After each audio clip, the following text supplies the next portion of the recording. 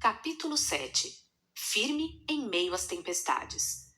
Estes nossos sofrimentos e aflições, leves e momentâneos, não durarão muito tempo. Entretanto, este curto tempo de angústia resultará em uma glória eterna sobre nós para todo sempre. 2 Coríntios, capítulo 4, versículo 17. No ano em que eu vivi a dor de me despedir precocemente do Mateus, meu filho primogênito, Deus não enviou um profeta para me explicar seus motivos, como fez com Davi. Ele também não me ofereceu uma opção de livramento como a Arca de Noé. Antes do dilúvio de lágrimas que estava prestes a ser derramado sobre a minha família, a vida seguiu seu curso lá em casa. Não imaginávamos a tempestade que estava por vir. O meu corpo está perdendo as forças de tanto gemer. À noite, inundo a minha cama de tanto chorar. Molho meu leito de lágrimas. Salmos, capítulo 6, versículo 6. Eu estava com passagens compradas para fazer uma viagem com Mateus para Austin, no Texas, onde eu pregaria para mulheres e depois esticaríamos a viagem até Dallas para participar de um congresso com a querida pastora Devi Titus. Também tínhamos planos de conhecer o Potter's House, igreja do bispo T.D. Jakes, de um grande pregador que muito nos inspira. Mateus também queria conhecer o CFNI, Christ for the Nations Institute, Instituto Cristo para as Nações. Tudo parecia perfeitamente normal, até que uma dor de cabeça revelou uma meningite viral herpética que, mesmo depois de controlada, evoluiu para uma hemorragia no cérebro. Apesar de todo o esforço da medicina, a hemorragia também não pôde ser contida e acarretou morte cerebral. Sem aviso prévio, sem previsão de tempestade no serviço de meteorologia da nossa existência, vimos-nos sendo arrastados pelos fortes ventos da adversidade. Fomos inundados pela onda de lágrimas repentinas que nos submergiram e quase nos afogamos nelas. Ai, se não fosse a presença de Deus! Minha comida tem sido as cinzas, e as lágrimas se misturam com a minha bebida. Salmos, capítulo 102, versículo 9. Somos uma família que crê em milagres. Não seria a primeira nem a última vez que presenciaríamos alguém sendo desenganado pelos médicos e depois curado por Jesus.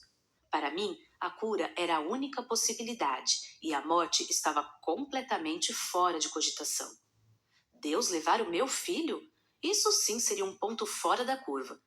Nossa história sempre foi sobre o que críamos, não sobre o que víamos. Estávamos acostumados a ver Deus reverter situações irreversíveis. Sempre acreditamos no Deus do impossível. Além do mais, havia o peso da oração da Igreja do Deus Vivo espalhada por toda a terra.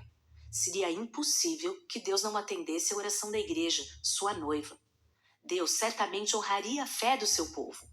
O meu Deus jamais permitiria que os incrédulos que estavam duvidando da cura do Mateus tivessem razão. Esta era nossa convicção, até que a resposta de Deus para nós foi diferente da que esperávamos. Durante uma das visitas do pastor Silas Malafaia, nosso pastor, perguntei a ele: por favor, me diga o que será da fé desse povo que está orando comigo há quase 2 semanas se Deus decidir não curar o meu filho? Ele me respondeu: Eichla, Deus não precisa se justificar sobre suas decisões. Deus não precisa de ninguém que o defenda. Existem questões que trafegam na esfera da sua soberania. Nosso papel é continuar orando. Vamos orar pelo milagre da cura. Se preciso for, vamos orar por ressurreição. Mas se Deus nos disser não, devemos seguir em frente e guardar a fé no coração. Já fazia quase 2 semanas que aquele hospital havia se tornado a nossa casa. Pessoas vinham de todas as partes do Rio de Janeiro e até de outras cidades do Brasil para orarem conosco pelo nosso filho. Que presença gloriosa tomou conta daquele lugar. Foi uma comoção nacional e até internacional. Pastores e amigos de diversas denominações nos ligavam e gravavam suas orações para que colocássemos ao lado do leito do Mateus, a fim de que ele escutasse. A UTI do hospital ficou impregnada pelo clamor do seu povo. Uma caixinha de som ao lado do leito do meu filho tocava louvores diversos e sempre nos revezávamos orando e clamando a Deus por cura divina, tanto em favor do Mateus quanto dos demais pacientes. Nem todos os que foram puderam entrar, mas as pessoas se reuniam na sala ecumênica do hospital. Aos poucos, parentes dos enfermos internados ali começaram a se unir a nós, pedindo que orássemos pelos seus doentes também. Alguns ficaram curados e receberam alta naquela mesma semana. Funcionários do hospital que estavam afastados dos caminhos do Senhor ficaram impactados com aquele ambiente de glória e se reconciliaram com Deus. Cânticos de adoração eram entoados livremente pelos corredores do hospital, sem que ninguém nos impedisse. Aquele lugar se transformou em um altar de adoração. Enfermeiros que entravam no quarto do Mateus para banhá-lo choravam e oravam mesmo sem o conhecer. Rádios evangélicas interrompiam sua programação diariamente para convocar o povo em oração. Vizinhos do meu prédio, que eram de outras religiões, muitos católicos ou espíritas, me abordavam no elevador para me dizer que estavam fazendo reuniões de oração pelo meu filho. Onde quer que eu passasse, as pessoas que me reconheciam me perguntavam: "Você não é a mãe do Mateus? Estamos orando por ele." Uma corrente mundial de oração havia sido estabelecida do lado de fora do hospital, e por algum tempo ficamos ali dentro sem saber de nada. Deus estava nos abraçando através de seus intercessores, homens e mulheres de fé que exalavam compaixão. Pessoas que não tinham o costume de orar passaram a orar mesmo assim porque acreditavam no milagre que Deus estava prestes a operar. Uma enorme onda de amor nos abraçou. Foram os 14 dias mais tensos da nossa vida, mas também foram os de maior unidade, fervor e solidariedade que já havíamos experimentado.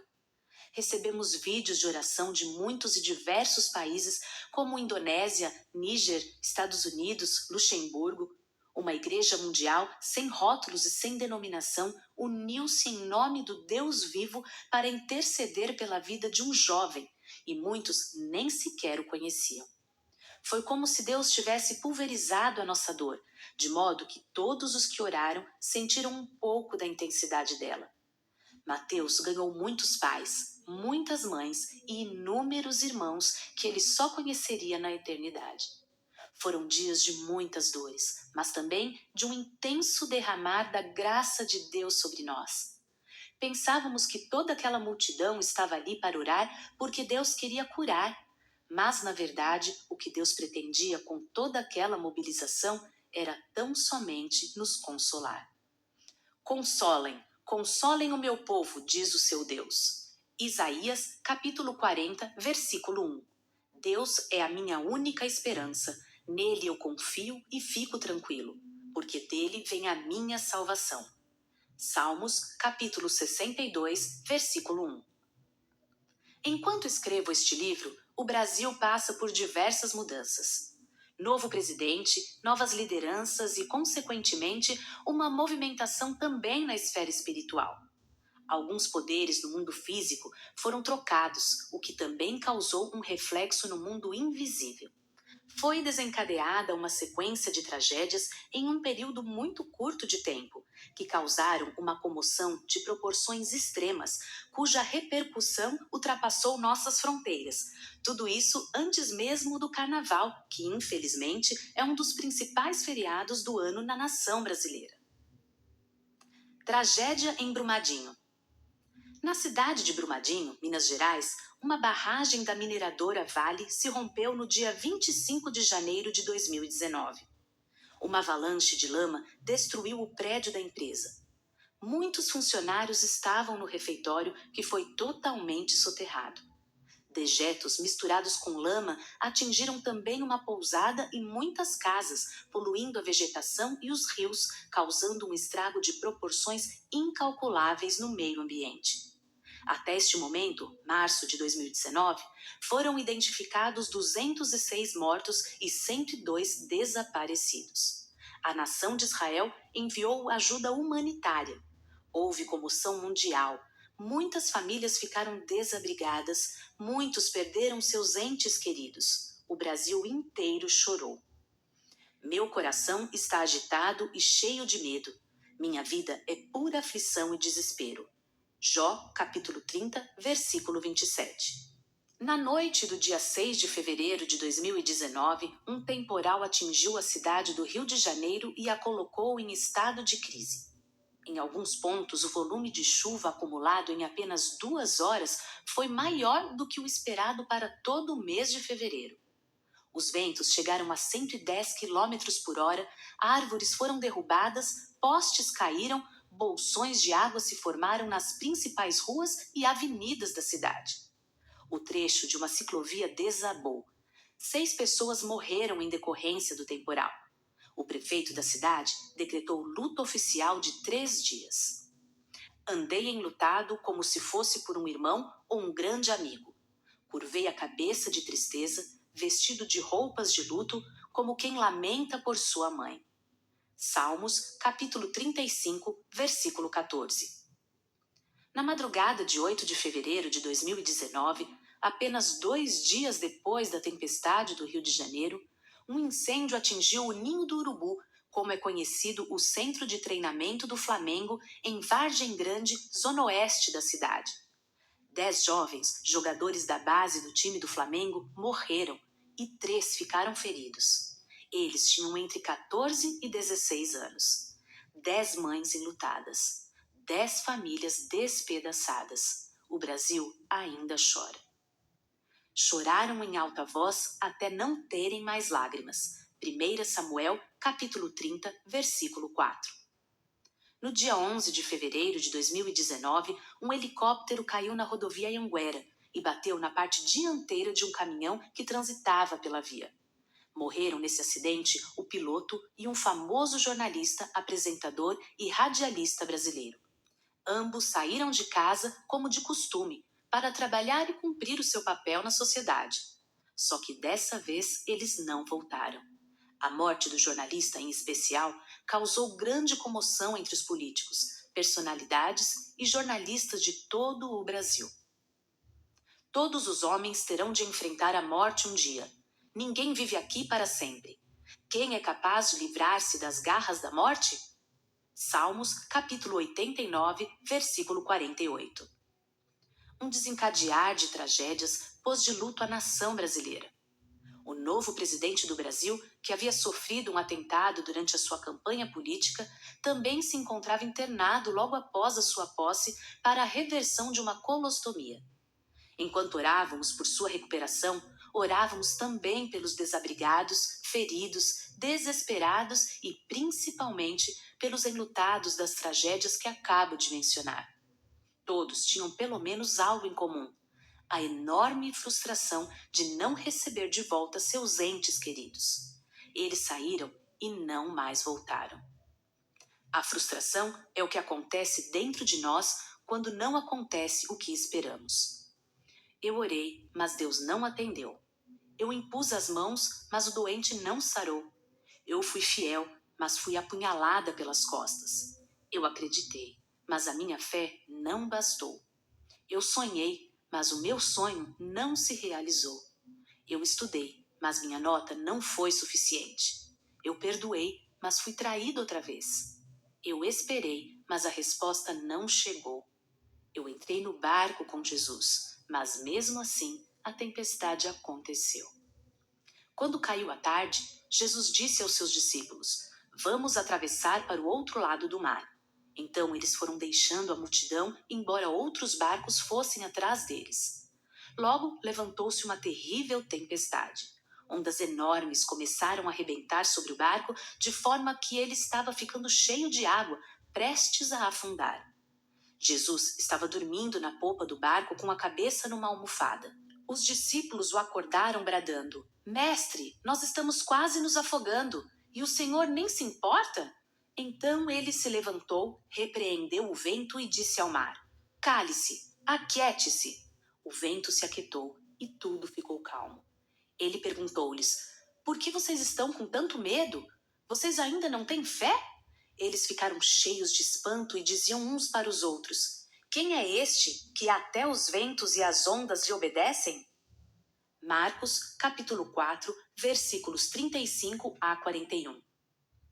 A presença de tempestades nem sempre condiz com a ausência de Deus. A presença de Deus também não nos garante a ausência de tempestades. Quem recusaria um ilustre convite de Jesus para o outro lado? Quem imaginaria que o trajeto seria premiado por uma terrível tempestade?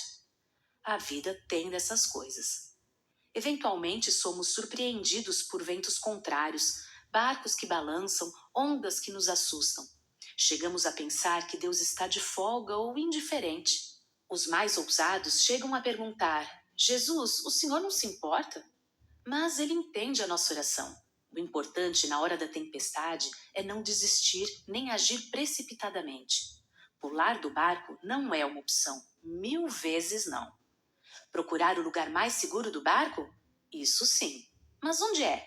Só pode ser onde tem gente dormindo, apesar do rugir dos ventos e do agitar das ondas. Opa, ali tem alguém dormindo, mas quem pode ser?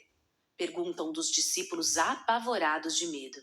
Ah, é Jesus! O lugar mais seguro do barco não é o que não balança, é onde Jesus está. A presença de Jesus no barco não garante que não vou ter medo, mas sim que esse medo será enfrentado. A presença de Jesus no barco não garante que não vou me abalar com o seu balanço, mas vou achar um jeito de me equilibrar. A presença de Jesus no barco não garante que não vou sofrer nem chorar, mas que vou chegar do outro lado mesmo que minhas lágrimas inundem o barco, competindo com as ondas do mar. Deus não nos chama para uma tempestade que Ele não tenha poder de controlar. Deus só permite que vivamos situações que Ele mesmo nos capacite a suportar. Cada um tem a tempestade que suporta, e quem aceita a tempestade que lhe é imposta jamais será derrotado no meio dela. Se você está vivendo a pior tempestade da sua vida, tenha certeza de uma coisa: as mesmas ondas que hoje apavoram vão conduzir o seu barco até o lugar que Deus planejou. A tempestade faz parte do caminho, mas não é o seu fim. É só uma parte do trajeto que vai conduzir você ao seu destino. Então, mantenha-se firme. Confie em Deus. Existe vida após a tempestade. Terra à vista.